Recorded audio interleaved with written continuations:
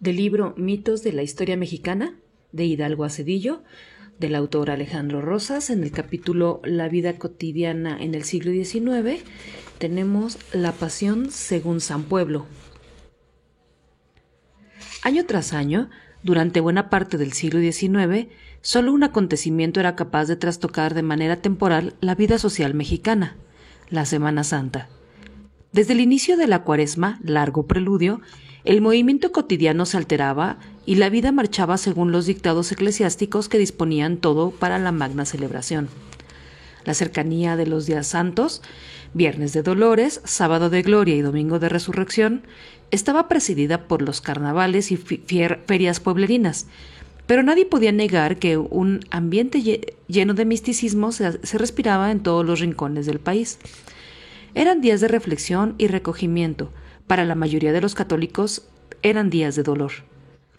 Los muy devotos y disciplinados en la religión católica, además de mortificar el cuerpo y el alma a través del sacrificio, la penitencia, el ayuno y los rezos destinados para la ocasión, asistían a las solemnes y fastuosas procesiones, los oficios, el lavatorio de pies, el Vía Crucis, la visita de las 7 casas y toda clase de ceremonias. Los fieles un poco más relajados acudían a las diversas representaciones de la Pasión de Cristo significadas en los pueblos cercanos a la Ciudad de México: Tacubaya, Coyoacán, San Ángel o Tacuba. A su juicio, no había mejor opción que compartir con Cristo sus momentos de dolor y regocijarse junto a Él en la resurrección. Los no muy fieles ni muy devotos acudían a otra clase de pasión, no la del Salvador, sino la del juego y la diversión, que se permitía abiertamente en San Agustín de las Cuevas, Tlalpan, paradisíaco lugar donde los días santos se vivían entre la penitencia del que perdía en la ruleta y el que expiaba sus pecados apostando a los albures y bebiendo pulque. Solemne devoción.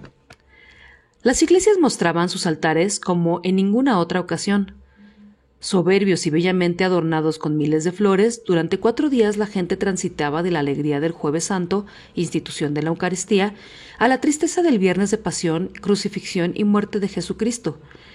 Terminado el duelo, llegaba el sentimiento liberador y justiciero del Sábado de Gloria con la quema del Judas, y todo concluía con el gozo y la felicidad infinita del Domingo de Resurrección. Una disposición eclesiástica avalada por la autoridad civil determinó por años que desde el Jueves Santo a las 10 de la mañana hasta la hora del Sábado de Gloria, la misma hora del Sábado de Gloria, el único carruaje que podía correr por la ciudad era el que conducía al Divinísimo. El silencio sepulcral, acorde con el duelo que se avecinaba, invadía por completo a la siempre fiel Ciudad de México.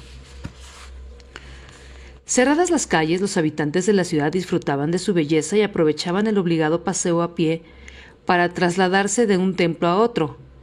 En esos calurosos días no faltaban los tradicionales puestos de chía y aguas frescas que año tras año se establecían en los lugares más concurridos para brindar minutos de refresco a los acalorados transeúntes. Pero más allá de la religiosidad, la Semana Santa se prestaba también para fines menos devotos. La presunción, la vanidad y la envidia eran los días apropiados para mostrarse ante el público al último grito de la moda. Viajeros y cronistas mexicanos dieron cuenta de ello. Al finalizar la década de 1830, la marquesa Calderón de la Barca anotó en sus memorias: el Jueves Santo es el día en que México cobra una animación por demás pintoresca.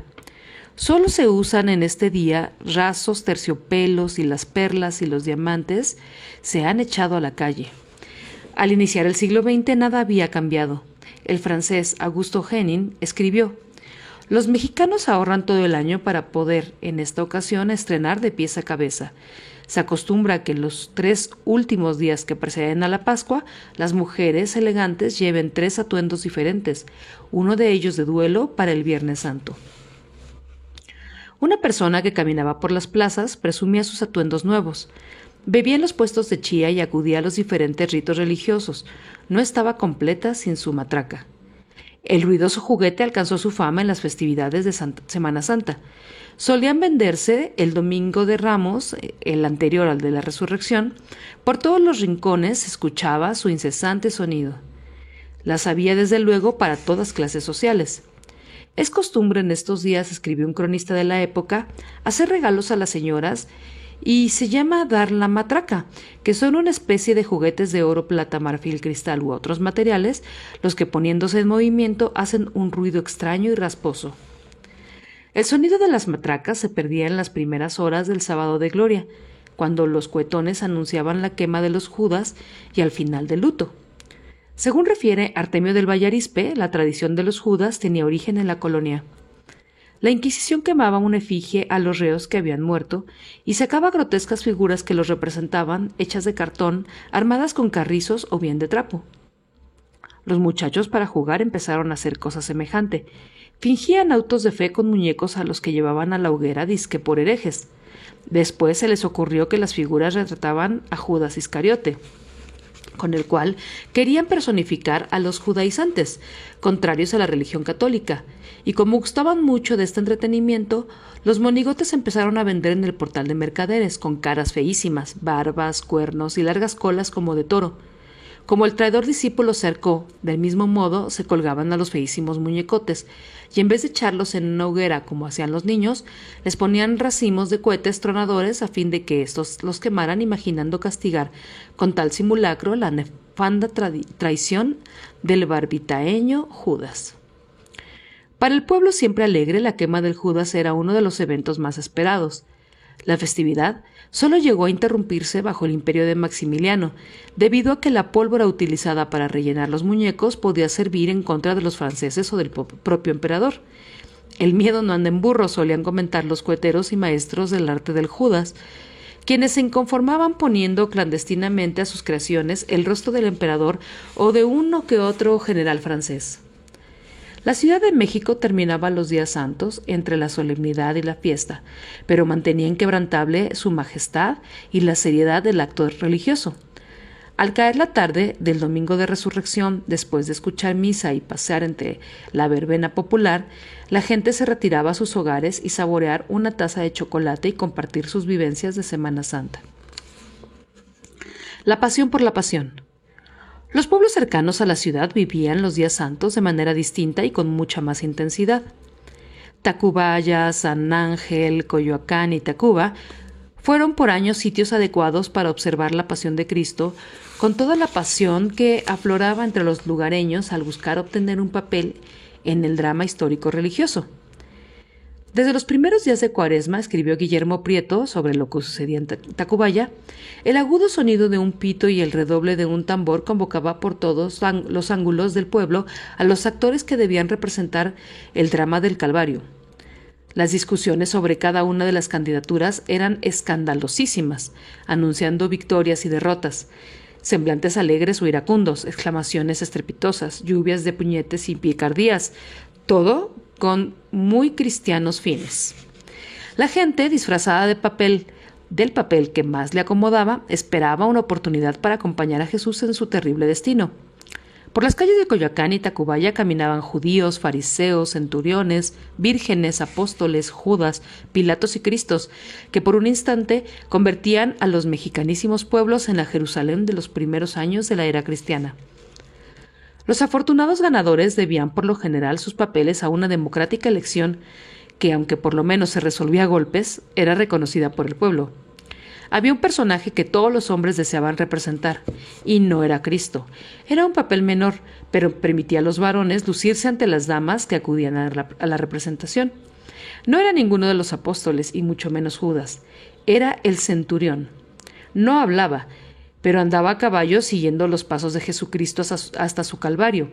Corría de un lado a otro de la procesión, caracoleaba el caballo, lo levantaba en dos patas y mostraba en la multitud, expectante, sus dotes de buen jinete. Además, tenía la misión de llevar el pergamino donde se leía la sentencia de Jesús. Ser el centurión era símbolo de hombría. La pasión de Cristo y las grandes cantidades de pulque ingeridas en esos días, que recordaban de paso a las bodas de Canaán, desataban los enconos y las rencillas de muchos pueblerinos. La escena de la aprehensión de Cristo, lejos de evocar el sufrimiento en el huerto de Getsemaní, se convertía en una batalla campal donde los apóstoles y otros partidarios de Jesús se enfrentaban a puñetazo limpio contra Judas y sus secuaces, y aunque en ocasiones era evidente la victoria de los apóstoles, el resultado final era la aprehensión de Cristo, no sin algunas bajas de consideración entre sus enemigos. Al Salvador no le iba mejor. Con excepción de los clavos, sufría casi lo mismo que el verdadero Cristo.